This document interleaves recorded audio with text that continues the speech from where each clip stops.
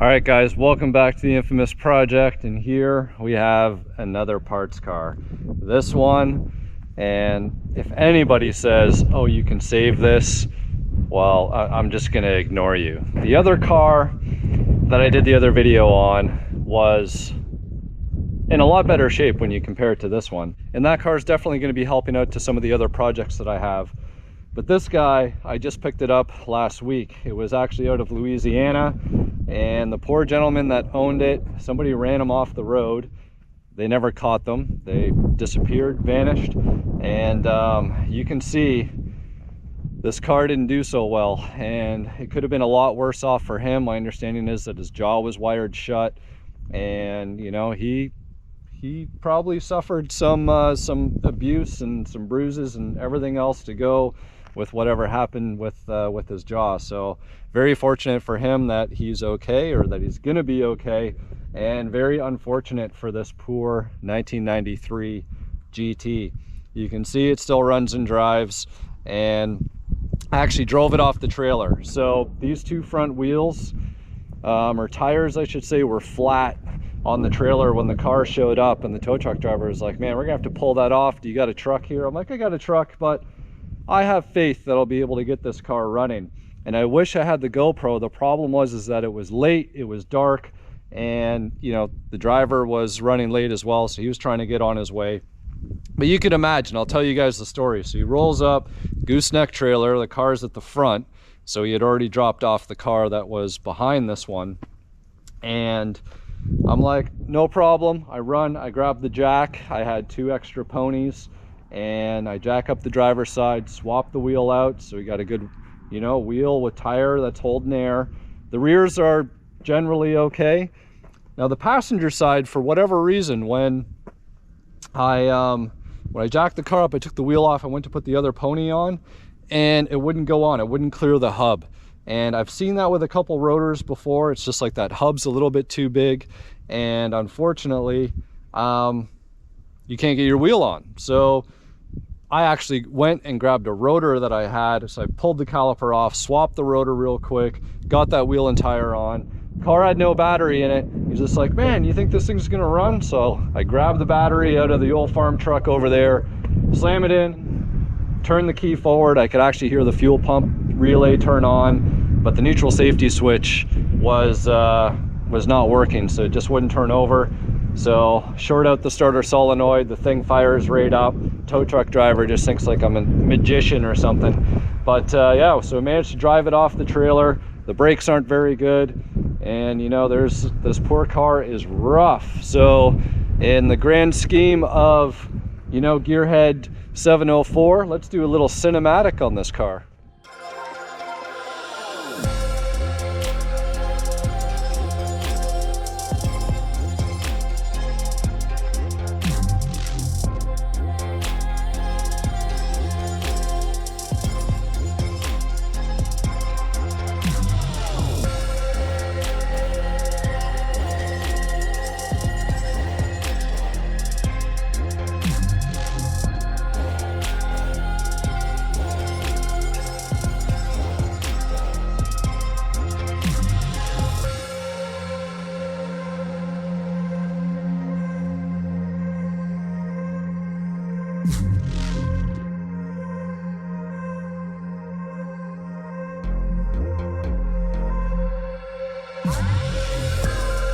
There you have it. Pretty sad, right? Especially when you check out how nice these quarter windows were.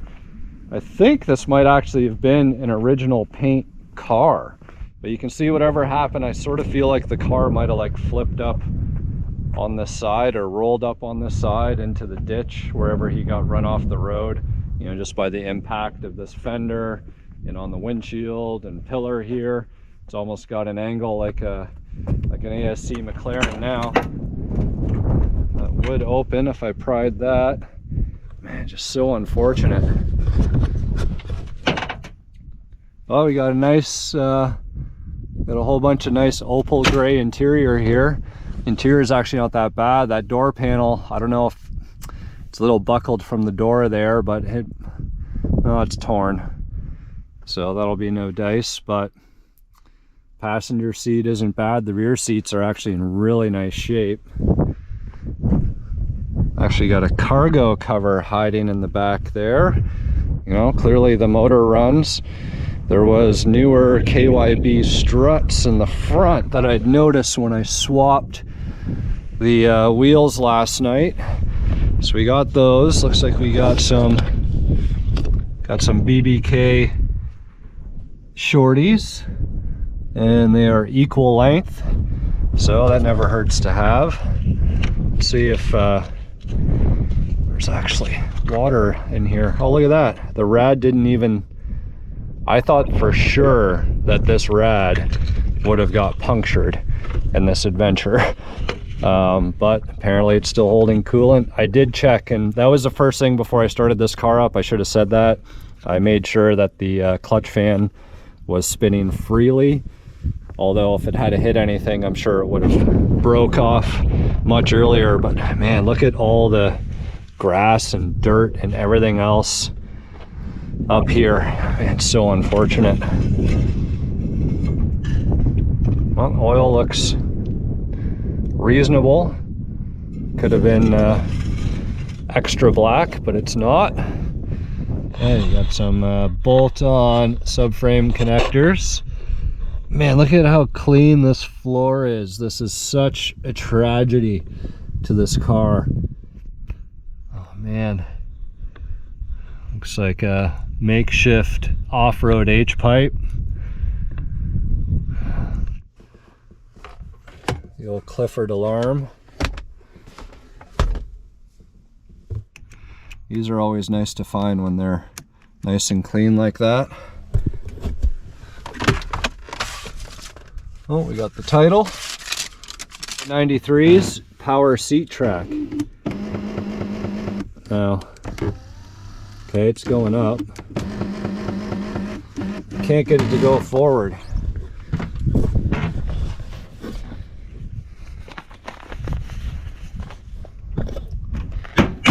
See if I can fix that power seat track. That's some gold right there, and I don't think my 93 Cobra has the power seat track, so I might end up putting it in that car. Still can't believe how clean these quarter window moldings are. It's really unfortunate that that passenger side window got smashed, but yeah, it never hurts to have extra stock 5-liter drivetrains around. I'm not sure on the actual mileage on this car. I wouldn't be surprised if it was a true 86,000, just judging by how clean everything else kind of looks on here. But you know, I'll do a compression test on the motor before I yank it out, and I think I might already have something else potentially lined up that I'll be able to use this power plant for, providing that, you know, all the numbers come back good. But you know, it fires right up, it runs, it moves underneath its own power, and hell, if the brakes actually worked, I do a burnout in it for you guys. But the brakes are extremely questionable, and I assume that most likely one of the lines got ripped or torn. And if you guys are wondering, the car was posted up for 1,500 bucks. I am into it for under 2,000 delivered here to my door with the transport. And you know what, that drivetrain alone to me is worth that, plus all the other little bits that I'll be able to salvage off it. You know, it'd be nice if a couple body panels were in a little bit better shape, but then again, if that were the case, the car would have been more. Maybe the car would have even been repairable. But man, this thing is in complete disarray. Nice.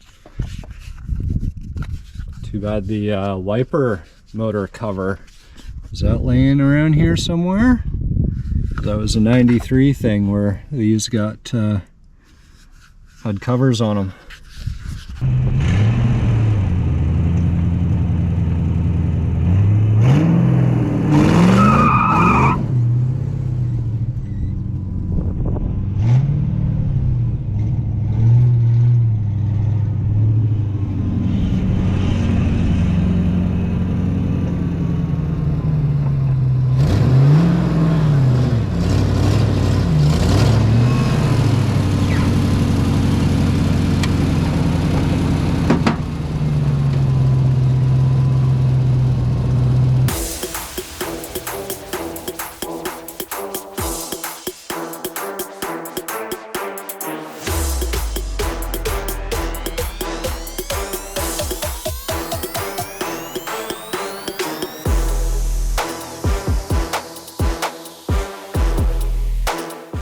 guys, so here is the result of our compression test, and we can see on the passenger side bank that the numbers are very, very close.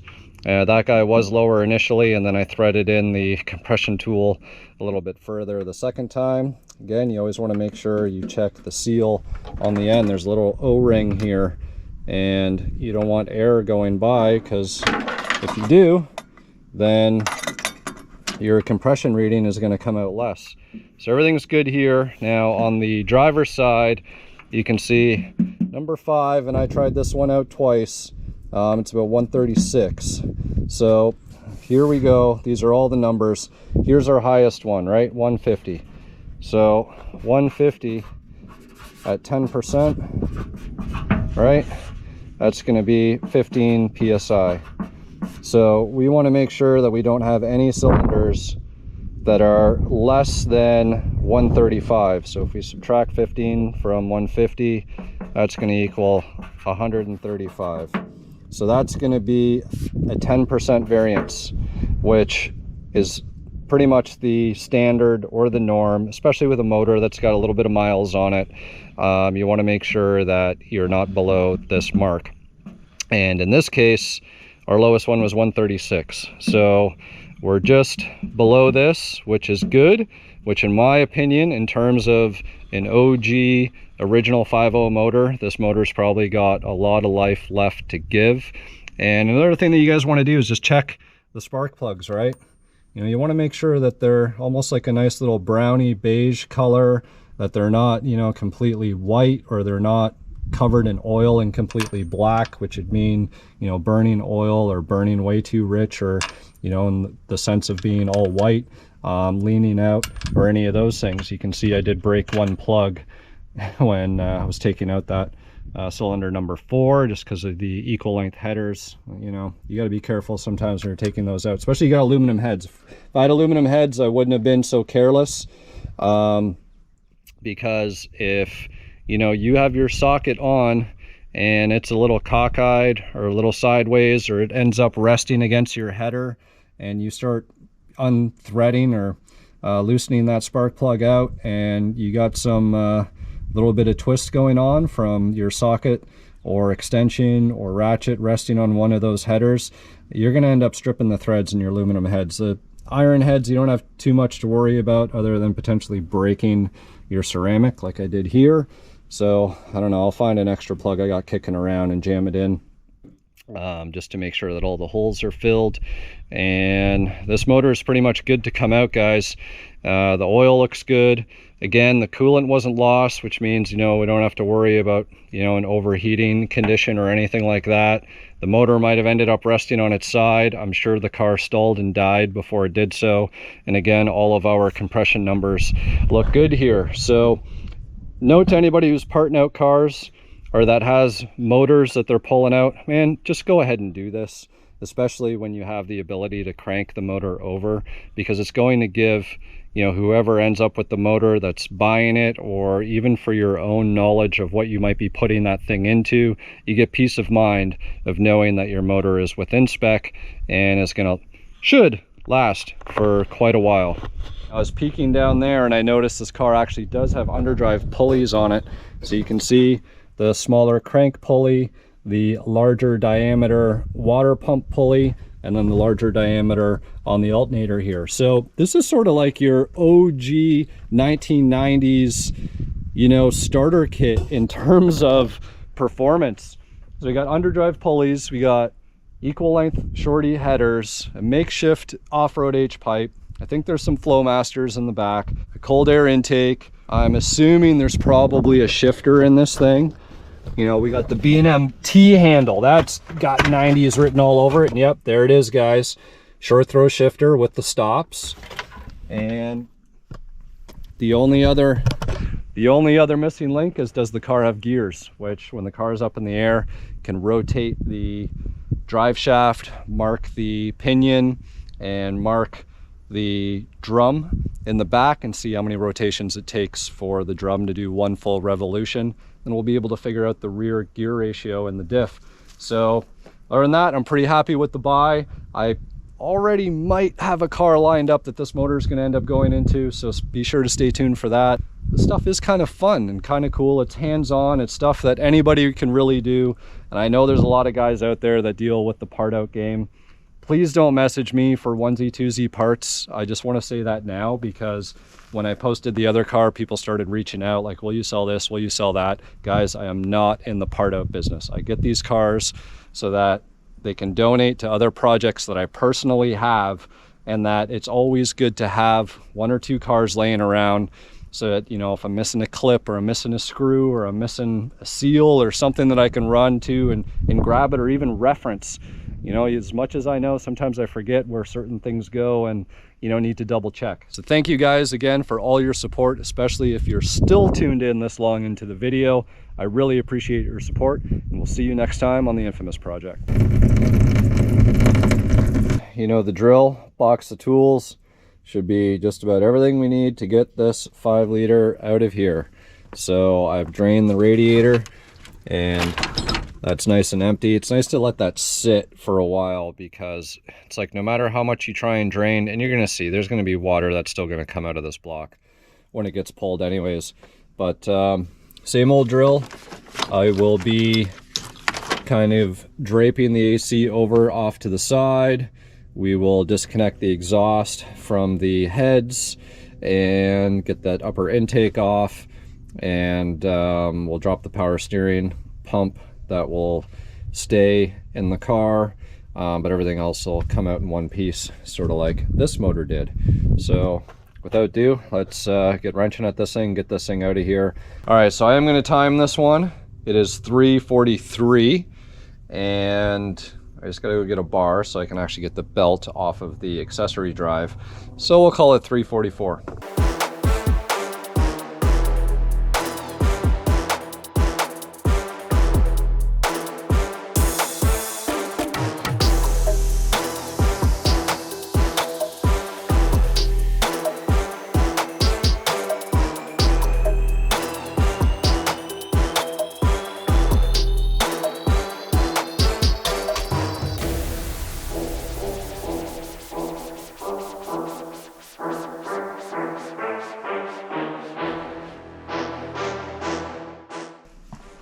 Look at that, guys. Got like a 1/2-inch spacer plate on the factory intake here, so nice little bonus. Just so you guys can actually see how much dirt and debris got up into the top end of this motor from the accident, most likely. It's like a barn field up in there, so I'm gonna make sure I clean this off, get the all those ports taped off so you don't get any debris down in there. And this bolt down here is super seized, and it wasn't even tight to begin with, so I got some PB blaster sitting on that, and I've moved on to something else. We'll let that soak in there. If I have to get the little torch, I'll try heating things up a little bit and see if we can't get that off. Headers are all unbolted, and now I can get back to the bell housing bolts. All the electrical in the front, all that's undone, so we're all good to go there. And we're pretty much close to, once I get those bell housing bolts done in the back, get the ground strap unbolted, and then it's kind of the under the car stuff, and then this thing is out of here. All right guys, so a little bit of a hiccup, and it's my bad. The battery died right after I got that upper intake off. You guys didn't miss much, other than the fact of me struggling trying to get the bell housing bolts off from the top. So I got all of them but one, and it is the one down nearest the down by the clutch cable area, that bolt right down in there. So I just need to get that one. I might get it from the underside, just based on the efforts and everything else. They actually blocked off the emissions tube off the back here, and this contraption is keeping me from being able to get my wrench to get a full throw and actually get some good torque on there. So I could remove that, but I think I can get it from the underside, so it's no big deal. And in other news, I got that big bolt out that was here. So that PB blaster sat and soaked, and I took the little Burnzomatic blowtorch, heated up this area here, made sure that, you know, this wire for the oil pressure sensor was up out of the way so that I didn't melt it. So I did also notice that there's convertible engine mounts in here, so really no difference in terms of loosening those guys off. So it should be pretty straightforward. Time to jack this thing up, get those bolts undone, and hopefully yank this thing out of here.